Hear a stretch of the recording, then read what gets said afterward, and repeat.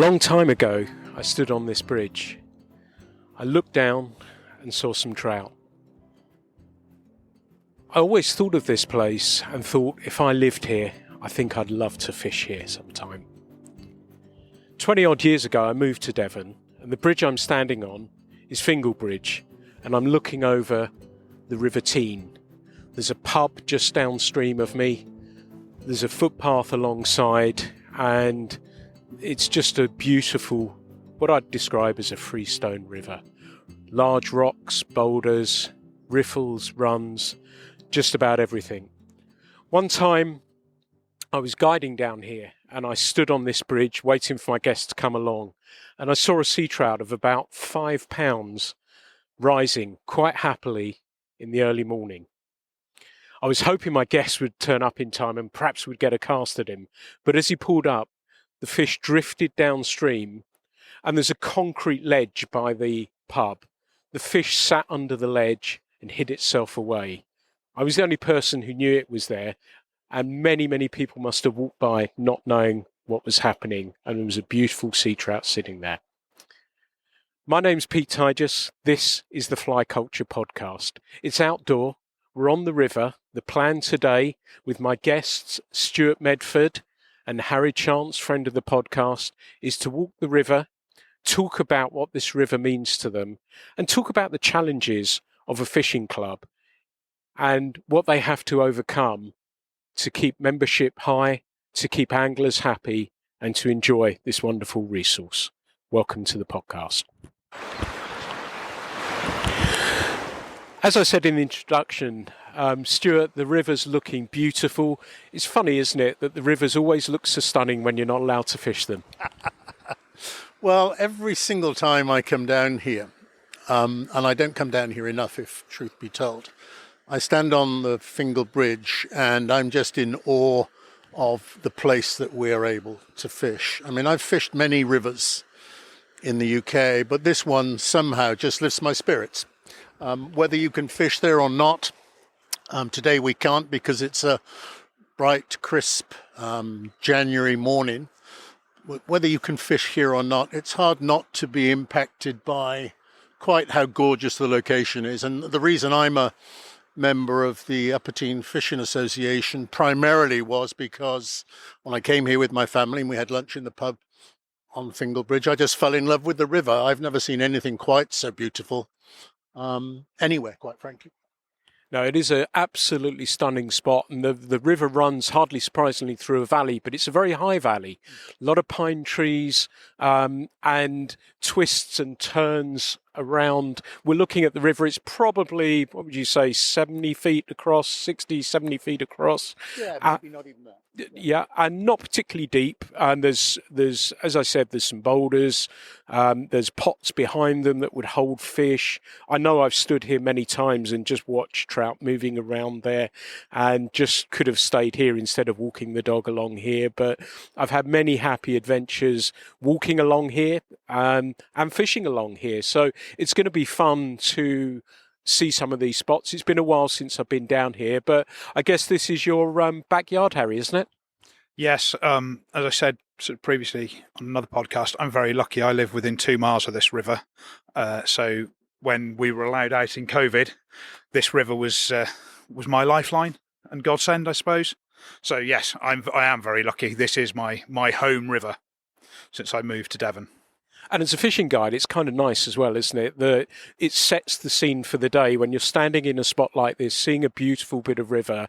It must make you feel a little bit proud and quite confident of being able to show your guests such a pretty looking river. Yes, and I think that's a lot of, the guiding side of it. It's about the experience. It's a wild Dartmoor river, rises on Dartmoor. The fish are not leviathans, but they're beautiful and they're pretty. And I think that the scene, we're standing looking upstream at the moment, up in the Fingal Gorge. It's a stunning bit of scenery with the river, and you marry that up with a beautiful, stunning wild fish. You've got something quite special, I think. Absolutely. And the plan is where are we going, upstream or downstream? Well, we've got 12, the Upper Teign Fishing Association that I'm fortunate enough to be chair of, has got 12 kilometres of this river. It's kind of equidistant from Fingalbridge, so we could go downstream or we could go upstream, but Harry and I talked about this earlier on, and we think we'll take a wander upstream. Either side of Fingalbridge, it's beautiful, so if you do come and fish it, then take your choice. You won't be disappointed either way. That's a lot of fishing as well, so don't make me walk too far. It is a lot of fishing, and I don't think there are many clubs that give you access to such a large amount of water. A lot of it in the Drogo Gorge here, as Harry mentioned, but further upstream towards Chagford, then it runs through meadows, and the river takes on a slightly different hue there, probably better fished or best fished in the evening in the summer. During the day, I find the gorge more productive. But yeah, we've got a lot of river here, and when I fish here, I get quite grumpy if I see another fisherman because it's such a big stretch of river. Absolutely. It's interesting you use the word gorge, because I would think, and experience tells me, that the sun getting into the gorge makes it more difficult to get in here, so that must be good for the trout fishing, mustn't it? Yes and no.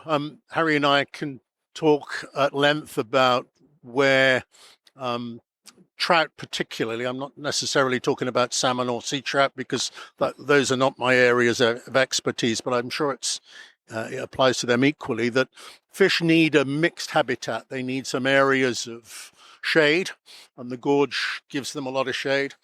Also, to help them spawn, you need areas where the sun can get in. So I would say that the gorge section is very heavily shaded. Arguably, we could be looking at maybe areas where there's a bit more coppice work, and we're talking to the National Trust about that at the moment. But because we're so high up and because it is so shaded, it's a bit of a late river, Harry, isn't it? Yes, it does wake up a little bit more maybe than some of the high Dartmoor rivers, sort of earlier on. But March and early April can be testing fishing, especially if you're sort of a dry fly sort of enthusiast. You have to pick your spots, pick your times, and rivercraft comes into that. So it's not the technically. Is it a really easy river to fish? I wouldn't say it is. But also, I think with a little bit of rivercraft, you can find fish in this river, because the structure sort of lends itself to sort of pointing you in the right direction, as it were.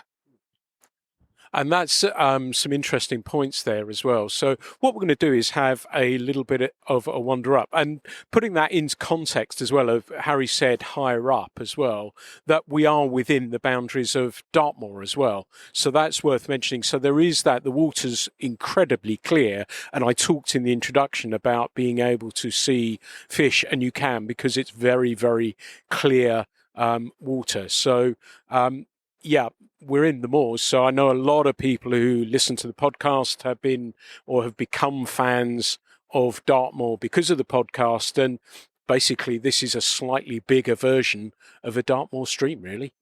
We've walked just a few minutes upstream, and we're on a lovely pool. It's a long pool called, what's it called, Harry? So this is just a coffin pit. It looks a lovely one as well. There's a head, runs over broken water, slows down just a little bit, and of course speeds up. The flows against the far side as we look upstream. Looks a nice spot for trout, actually, doesn't it? Yeah, it is quite a nice spot to fish. So that because the far bank's quite steep, it's a bit undercut. There's a few gnarly tree roots, so you can winkle the odd one out from the far bank. Yeah, it looks lovely. Is this a favourite of yours, Stuart, as well? Yeah, it is. Harry and I often talk about this stretch above Fingalbridge. In theory, it shouldn't fish as well as it does because it gets quite a lot of footfall with dog walkers and tourists. But of course, the National Trust welcome, because this is a National Trust section, part of the river. But I'm always amazed, and I know Harry is, that you're able to get fish out of this particular section with such an amount of footfall dog walkers and hikers. But it's beautiful. It's a nice, easy section to fish as well. If you look, there's not a huge amount of canopy here. One of the things you have to be really careful about on certainly the section from here up to Drogo is the overhang, the canopy. You can lose a lot of flies, but here it's quite friendly. And I would suggest that this is perhaps one of my favorite and productive sections of the river, despite its location to Fingal Bridge and the pub. And do we think that's a result of the trout being aware of people around there, aware of perhaps a little bit more disturbance, that they do feel that this is part of the deal of them living in this environment, or that they just get conditioned to it, do they? I've had various discussions with various people on this subject. My personal opinion is this is their habitat and they see people all the time. And therefore, it is just a natural part of their environment. I've got a friend that I fish with on here sometimes, and he is convinced that a child running up, all they're doing is disturbing the riverbed and moving food. That's his theory. He is quite convinced that those fish are in tune with their environment. We know that the brown trout's one of the most adaptable creatures on this planet for its range of where it lives, and I think that this is just another part of that. Albeit, if you took this amount of people that can be here in the summer and put them on Dartmoor proper on the Cherry Brook, though you wouldn't see those fish at all. Whereas in 10 years' time, the fish in Cherry Brook would adapt. I think that the Teign trout have adapted to people and the way that this river is used. It's funny though, the path we've walked just not far away from the last pool, and the path moves away from the river here.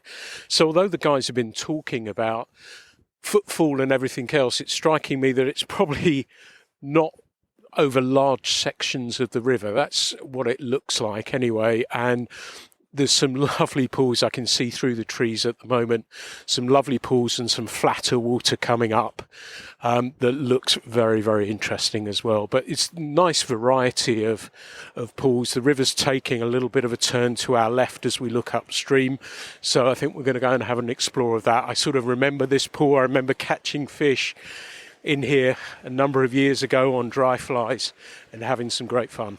The other thing that the Teign is famous for is sea trout. And this has all the makings of a wonderful sea trout pool as well.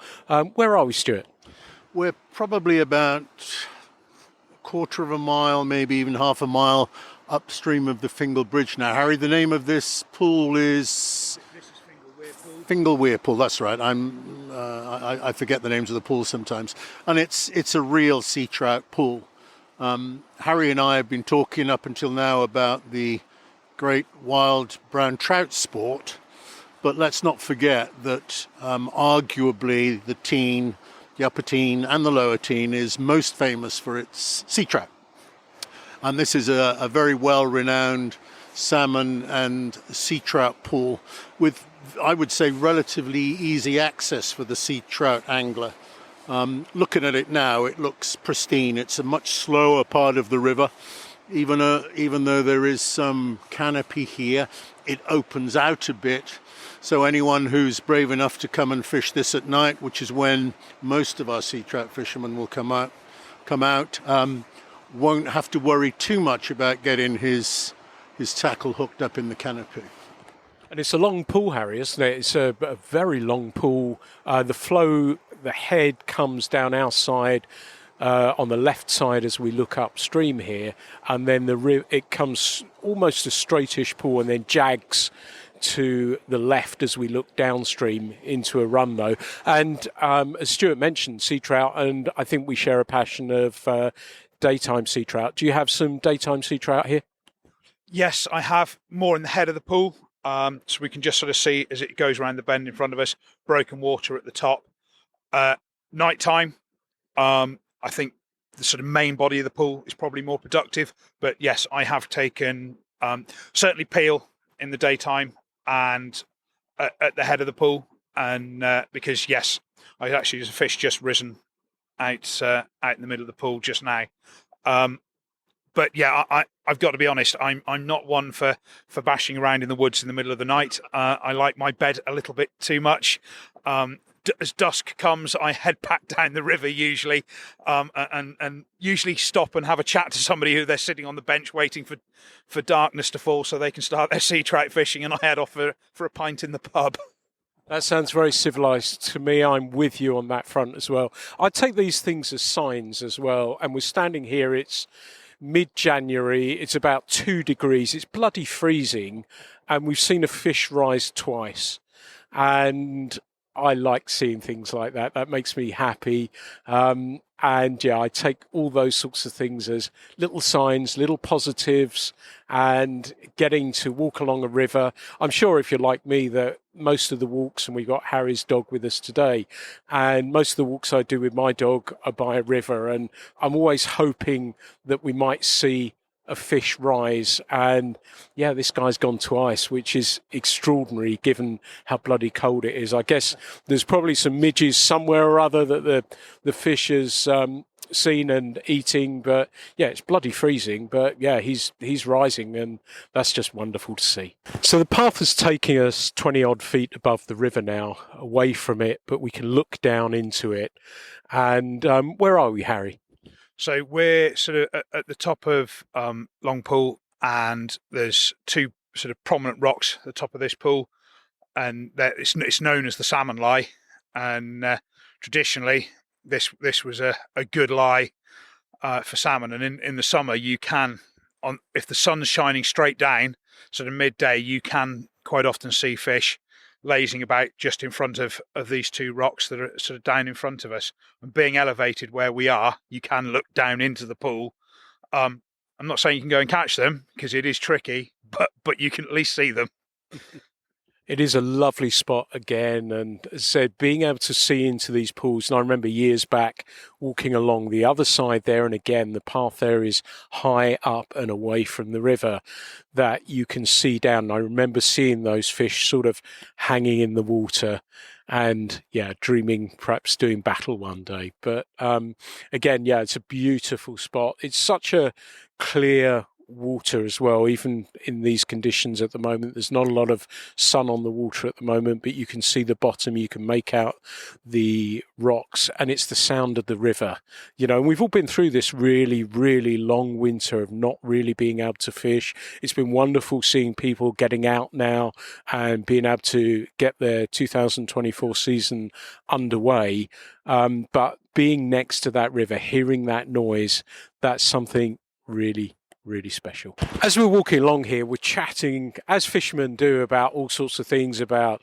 leader length, diameter, fly patterns, and Stuart's mentioned the canopy, and it's not sort of a heavy, low-down canopy, but I was reminded this river is home to one of my fishing heroes, Mike Weaver, and I'm reminded of the book that he wrote, The Pursuit of Wild Trout, which, if you haven't read it, would be a wonderful thing to read. And it talks about rivers around the West Country.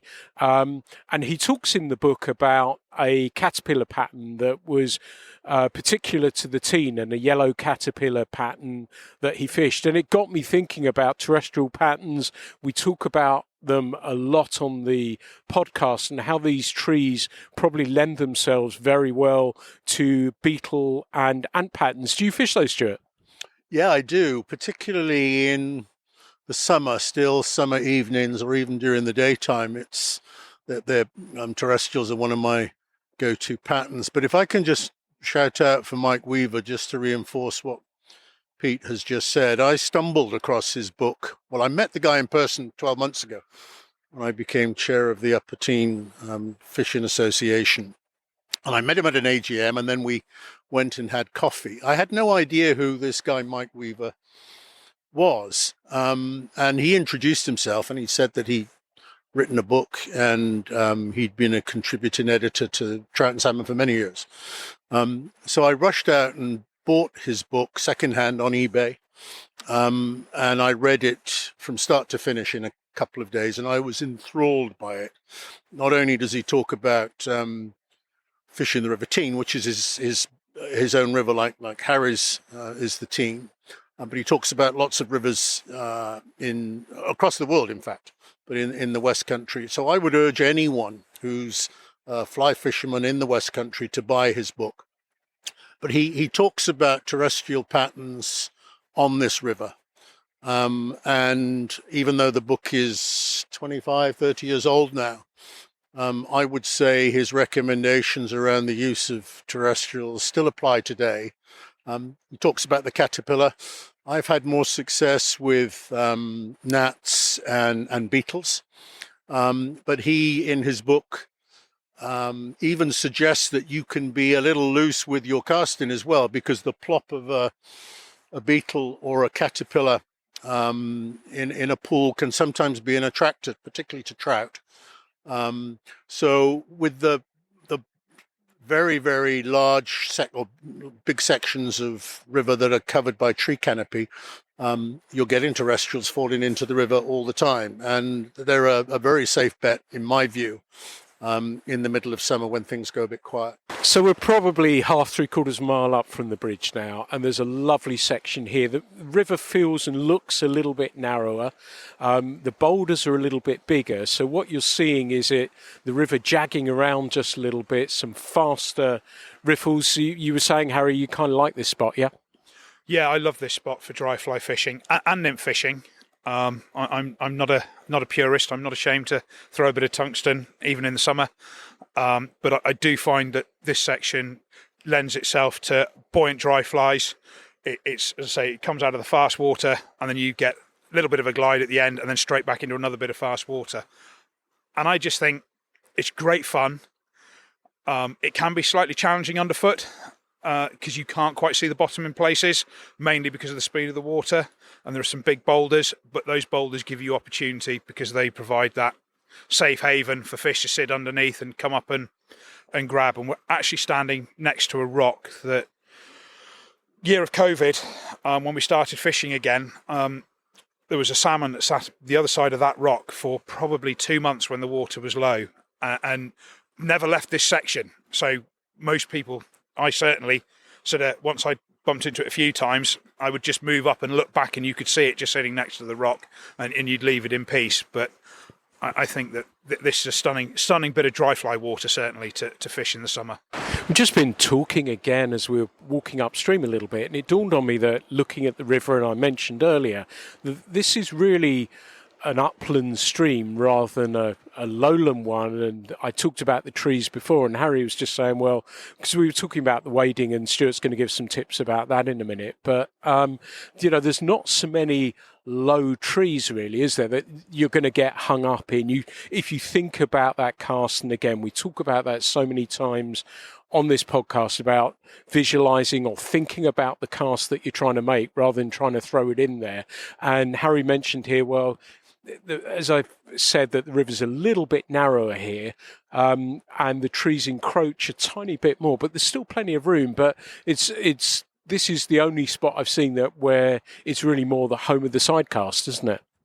Yeah, absolutely. It is smaller here. You don't need to cast more than 15, 20 feet maximum. Small stream lines, and I actually use a Barrio small stream for my everyday fishing, because it works on the rod that I've got, but it loads it. I'm not casting great distance. I'm usually casting across and up a little bit, but a lot of it is an across presentation here, because there's a lot of side casting going on. If you do a lot of overhead casting, you end up leaving flies in the tree, and it doesn't matter how tight your loops are at times.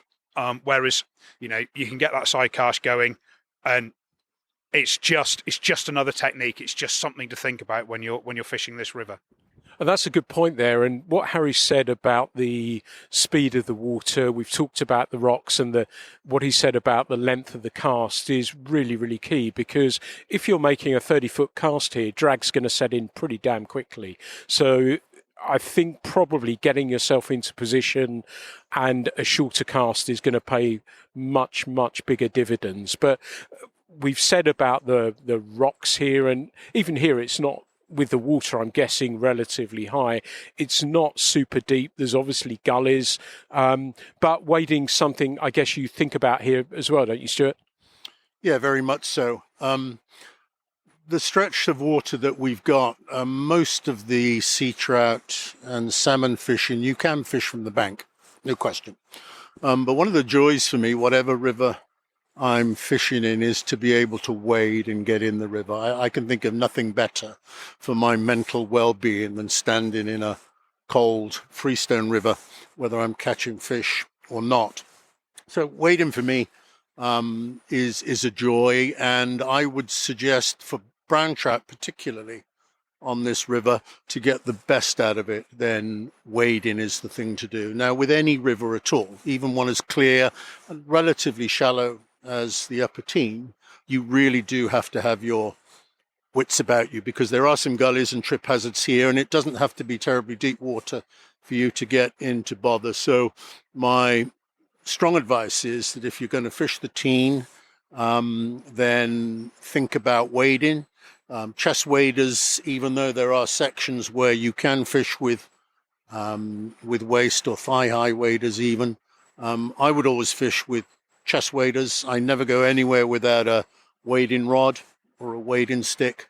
And I'm super, super cautious as well about where I walk. You just can't always see all the boulders in whatever river you're in. And it's going to spoil more than just your day's fishing if you twist your ankle or you hurt yourself or worse. So please think about wading when you're on this river. But to get the best out of it from a brown trout perspective, then wading is the go-to thing for me to do.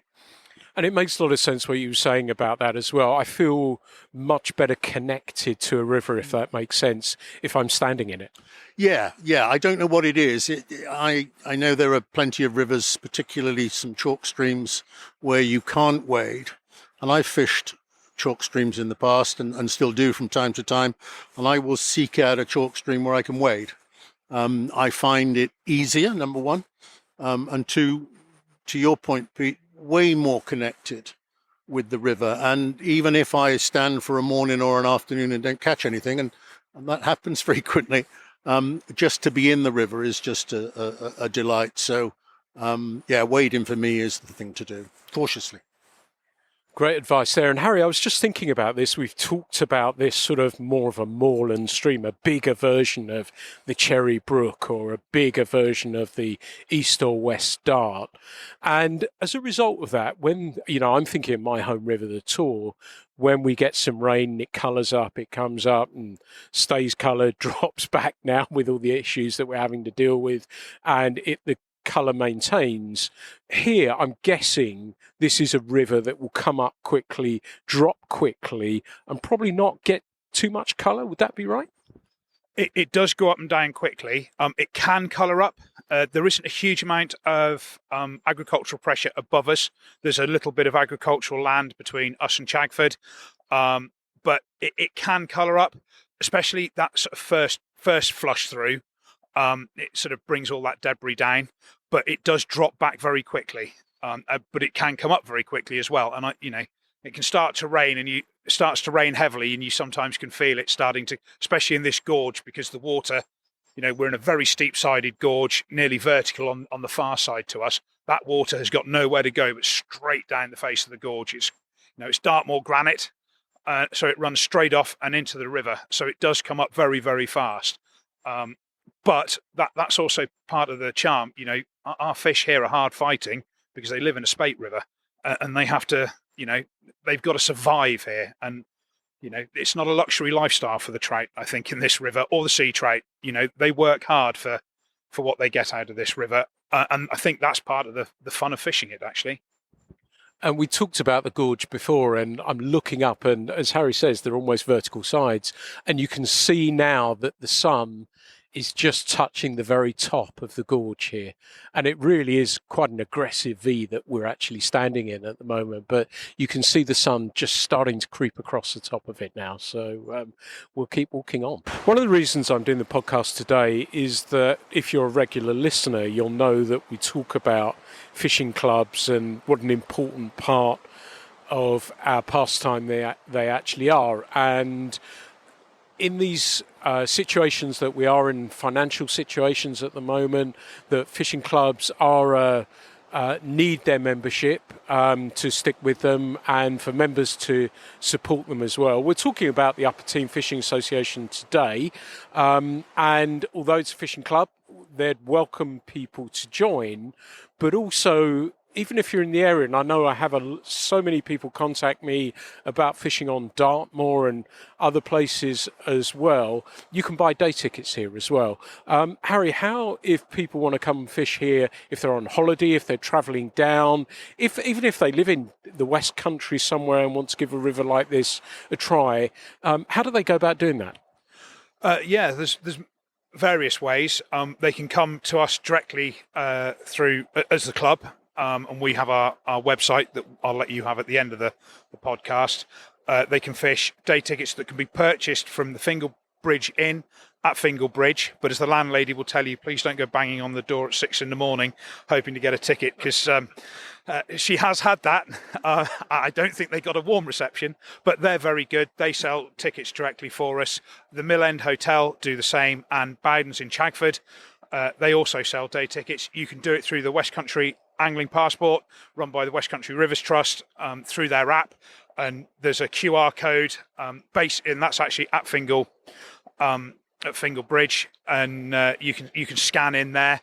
And we're hoping that there will be a couple of other QR codes, because obviously there's quite a length of water to go at. So for trout members, or day tickets, they can fish the whole stretch, everything that we have from Steps Bridge right up to Chagford. Salmon and sea trout members, they can also buy day tickets, and they can fish from Fingal Bridge up. They have a sort of more limited section to where, but their tickets run for 24 hours. The trout tickets run on day of purchase. The salmon and sea trout guys, obviously, you buy your sea trout ticket, you can fish for 24 hours. And Stuart, as chairman of the fishing club, are you seeing that membership is becoming challenging for not just your fishing association, but do you see this as other clubs? Is it a difficult time right now for fishing clubs, do you think?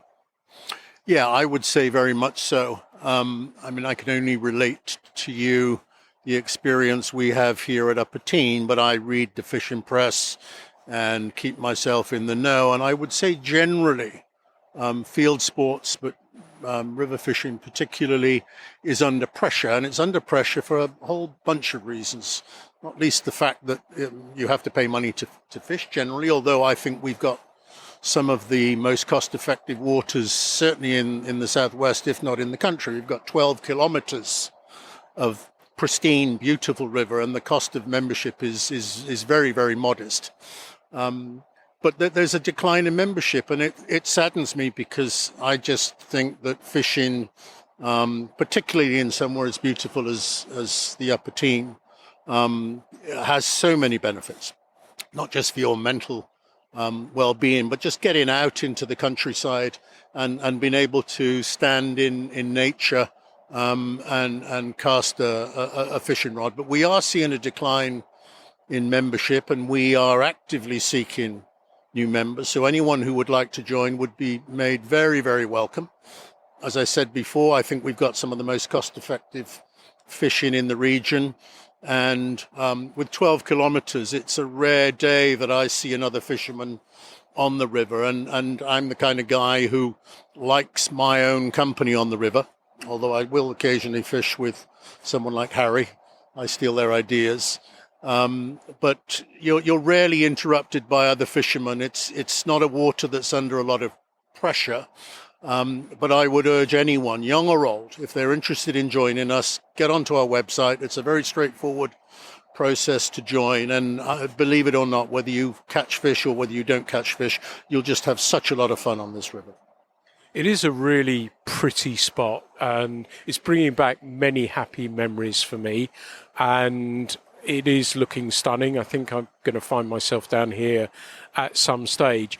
Do you think now then that fishing clubs have to think outside of the box a little bit more to try and encourage and find members? Are there ways? Are you seeing as well this decline in members? Is that an age thing? I've always had this theory that we had these booms in the 70s and 80s of stillwater anglers, and they may have branched out into fishing.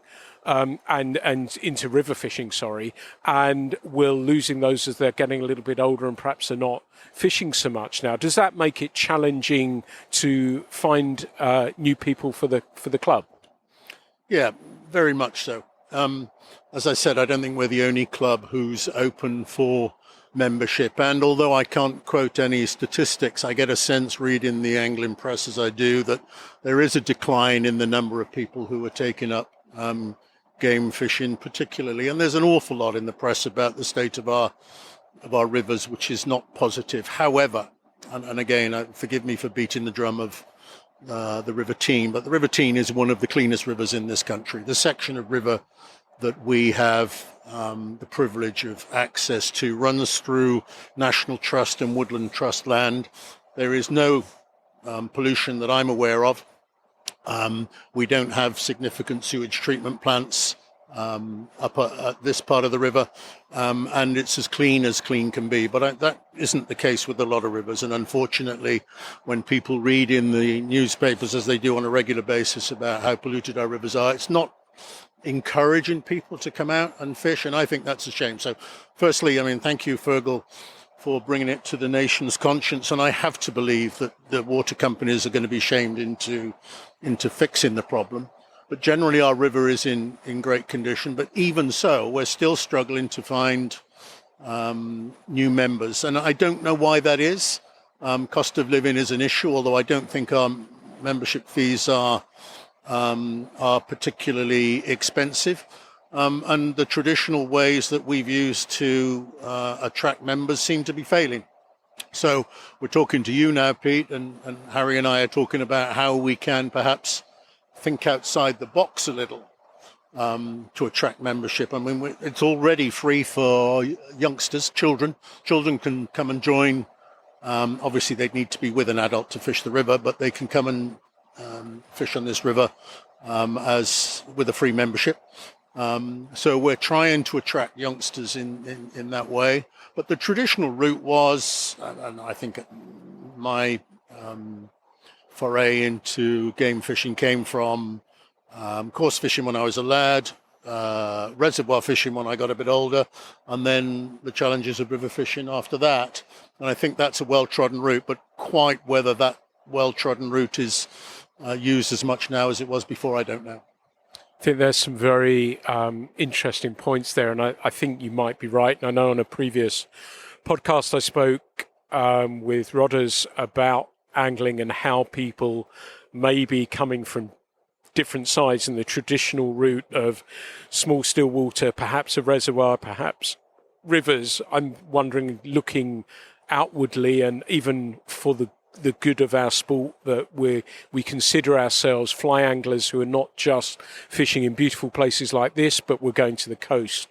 We're looking at pike, we're looking at carp, we're looking at all of these sorts of things. And that may be a way of bringing other people in. But Stuart made a really interesting point about how clean the Teign is. And I've talked about the clarity. And if you've listened to this podcast before, the one that I did with Harry, you'll know that he works from the Environment Agency. And so I guess you can back that up, can't you, by saying how clear and clean this river is. And we were looking at something just sort of flowing off the valley here into the river, and you said, geez, look how clean this water is. It must be pleasing for you to see a river that is super clear and doing well. Yeah, it's lovely to see. The Teign does have its issues across its length, and it flows out into Teignmouth or Teignmouth. There's an active port down there. There are pressures on the fish here up their length, but on the whole, we are very lucky, especially on this upper section. We do have agricultural land, but because it's in the national park, it's predominantly on granite. We don't have the soil runoff issues. We don't have a lot of maize. We don't have a lot of arable crops. It's mainly permanent pasture that borders this river. Beef and sheep farms rather than dairy. So we've got farmyard manure, not slurry. We have Chagford, which is the only conurbation sort of upstream of where we're standing, other than a tiny little hamlet at Mill End. So we don't have that pressure that a longer river has. The Teign sort of rises on Dartmoor again, on the High Moor. That they're doing a lot of work up there in respect of peat restoration, and dealing with sort of stopping that water rushing down. So it's being slowed down at source. And then it comes down through this valley that's owned by, or sort of Castle Drogo traditionally as a family owned this section and is now owned by the National Trust, who are our landlords here, and managed by the Woodland Trust. And so it's managed very sympathetically. We do a lot of work. There's the Teign Restoration Project, who are working across the length of the river, trying to improve habitat, not just for fish, but for general wildlife. We've seen dippers today. We haven't seen a kingfisher yet, but there's still time. They're on the river. Somebody beginning of last year showed me a video just above Fingal Bridge of otters swimming up in an evening. We're very, very lucky where we are, that we are in a fairly unspoilt by man, landscape. So it does give me great pleasure to stand and be able to fish a river that's in such good nick. What does that mean from a hatch's point of view as well? We do have, because it's a freestone river, we don't have the abundant fly life of a chalk stream. The Granham, and I think you've talked about this previously, is probably the first real hatch that we get. This river traditionally isn't a great mayfly river. It just doesn't suit. We get the odd mayfly, but we don't get an abundance of them. Most of our hatches on here are midge, some sedge, sort of caddis, smaller caddis, some stonefly. A lot of this is terrestrial. If you go a little bit further downstream from where we were, some of the anthills are vast. And I think those. I've always said this about Dartmoor, the Teign, the trout here are opportunists. They are, if they switch, they don't get locked onto something. They don't have that luxury. But that we do have a reasonable fly life here. They do quite a lot with the Mayfly Project, Citizen Science, the Woodland Trust, West Country Rivers have got sondes in looking at various things for not sort of so much sewage pollution, but they're just trying to monitor things like there's a lot of pine and conifer, and does that affect the acidity of the water? We are an upland stream. There is a tinge to this water, especially in the summer. It's that lovely peaty tinge. We are an acidic water here, so that does have its own challenges for the fish. And as secretary of the club as well, Stuart said how affordable membership is. Can you give us an idea? Yeah, so for a full brown trout membership, you're looking at £95, and for a full sea trout, salmon and brown trout membership, you're looking at £215 per annum. And there you go, folks. That's for 12 kilometres of fishing. And as the guys say, you're not going to see many fly anglers as well. So that gives you a little bit of a clue. Harry, putting your guiding hat on for the moment, I've sort of tried my best to describe the river for people listening. What would you set up? What's your rod set up? If someone's coming down here, if they're thinking of becoming a member, if they're coming down on a day ticket, what should they be bringing with them? So probably I'm going to say what you're comfortable with. I have 2 dry fly setups and a nymphing setup, so a tight line nymphing setup really. My dry fly setups are, I have an 8'6" and I have a 9'. I have an 8'6" and a 9'3", and both of those run a matching. I actually use a Barrio small stream because I find that for the rods that I've got, and I've got a diamondback and a haddock. I'm very lucky. I used to fish with a Shakespeare, and I think on your last podcast, unfortunately, I fell in this river, and my Shakespeare had a small accident, got sat upon. So I did upgrade, but I also have a Shakespeare at home. I have a 7'3". I fish that Barrio small stream because I find it loads very quickly. And as I said before, the casting here is not long. You don't need to chuck a long line. Sometimes, you're nearly dapping a dry fly over a boulder to entice a trout. And for my nymphing setup, I have a 10'2" weight. Perfect. And you've talked about opportunistic fish. You've talked about acidic water. That means, I'm guessing the fish, if you haven't spooked them, will travel a little way for a fly too. Yeah, they will. And they will travel. They will also come up through the column. So they will rise out of some of the deeper pockets and they will come up. They will also come sideways quite a long way, and if it's clear and running very, very clear, I think watercraft is a great thing. That silhouette, don't dominate the sort of, standing tall is not great on even this river. Use the trees to your benefit. But yes, they will travel for a fly. It does fish well with a dry fly. And also, if you're searching and you're down here on a day ticket, clink and dink works very well.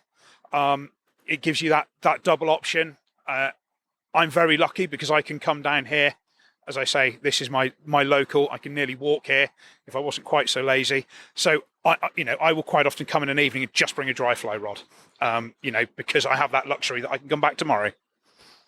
And it is, looking at this, I think the best description I can give of this river, as I said, I've tried my very best, but my best description is a bigger Dartmoor stream.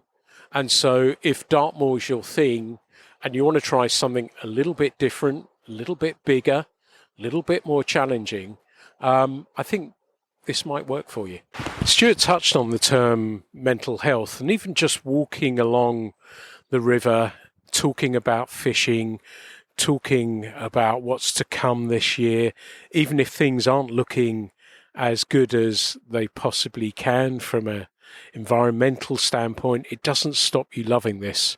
And being able to walk along here, talk with like-minded people, walk a beautiful river.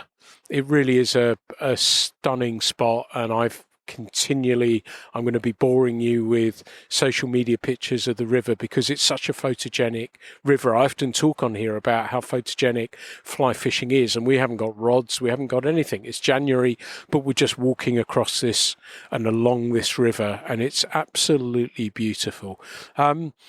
And it's been so nice to be able to chat with the guys who are so passionate about this river. They're so passionate about this fishing club. And as I said previously, that fishing clubs are really, really important for all of us as anglers. And it's really important we can support them as much as we possibly can, because if we don't, we're in danger of losing them. And it's key that we are able to enjoy these resources, even somewhere like this on a day ticket basis. It may be you're not in the area, but you're heading to Devon on holiday and you've packed a rod with you. And this is just such a pretty place. I'm standing looking at the bridge that I've described, the pub, you've got a pub on the bloody river. You come out in your waders into the pub. Life doesn't get better than that. So it is a beautiful spot. I was talking to the guys about it. They've not asked to come on this podcast. I want to publicise what they're doing and why they're doing it in this club, because it's important, and there are clubs up and down the country that are looking for members right now, and we've got to support them. It's really, really important to do that. And putting these things in context, how long has the Upper Teign Fishing Association been around now? So the club started in 1870. So we've been going a long time. So yes, we have been here a long time. And you were just talking about the pub. And originally, I'm led to believe, because I wasn't around in 1870, whatever people might think, it started as a tea room for anglers. That was the origin of the Fingal Bridge Inn. That's now does lovely lunches and very kindly sells our day tickets. And we had places like Mill End further up, which I guess was a fishing hotel as well, wasn't it? Yes, they actually have a fishing room at the back that I've been in. I was very lucky to sort of have a nose in, and they've got some lovely photographs. I think it's now their dog room. But yes, traditionally, that was their fishing room for their salmon and sea trout anglers. And so, yeah, we've had this walk along here. The sun now has come into the gorge a little bit more. And it's been a crisp day. It's been cold. But like I say, walking along the river, talking about fishing, picturing what's to come. Harry and Stuart have talked a little bit about, fishing this river and what they do and what it means to them. And it's a special river, isn't it, to you, Stuart, as well? You haven't been in this area a whole number of years, but it's really got under your skin, hasn't it? Yeah, it has. As I said earlier on in the podcast, I've fished a lot of the freestone rivers in this country. And when my wife and children and I came and we stumbled across Fingal Bridge as somewhere to have supper one night, my jaw dropped really when I stood on the bridge and looked at the splendor of this river. And there's a lot in the press at the moment about mental well-being and mental health, but this river lifts my soul. And I urge anyone, whether you're a fisherman or not, just to come and have a look at it. It's gorgeous. If you're a fisherman, we've got 12 kilometers, as I've said earlier, of pristine fishing. Please do yourself a big favor. Come along here, spend a day or even a season on the river, and you could do nothing better.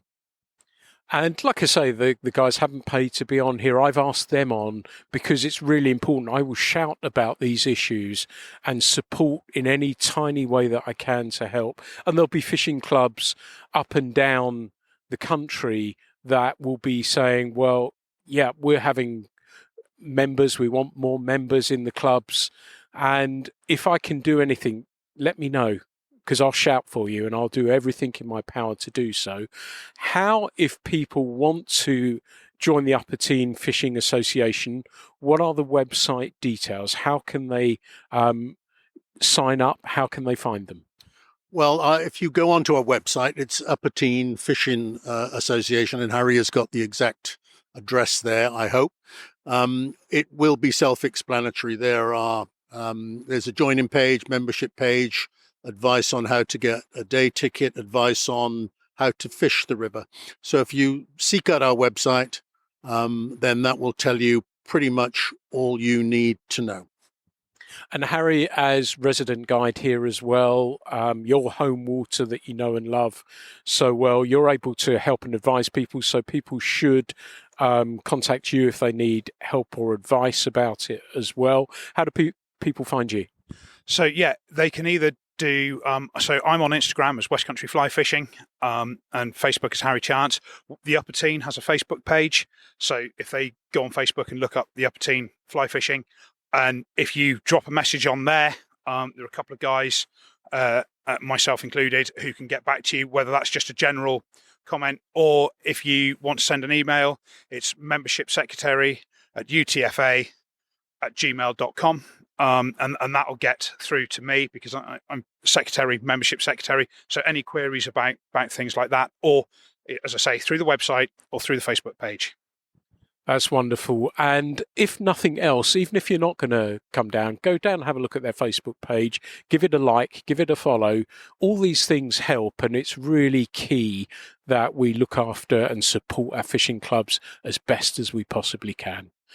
So we're going to have a wander back over the bridge. I'm going to take some more photos. I've taken absolutely loads, but it's given you hopefully an idea of what the Upper Teign is about, what it looks like, how to fish it. It really is, as I said, I know so many people who listen to this podcast have headed to Dartmoor as a result of what we've talked about on the podcast. And this is just, you're in the moor. So you're fishing that moorland stream. It's just like a bigger version of those streams that you're going to fish up on the moor. So if that's your kind of thing, I think you'll enjoy this immensely. But as ever, this podcast is free to download and enjoy. There's going to be plenty more coming very, very soon. But in the meantime, thanks so much for listening to the Fly Culture Podcast. The Fly Culture Podcast is brought to you in association with Fly Culture, a quarterly published magazine owned and run by fly anglers. When it comes to fly fishing, we've got you covered.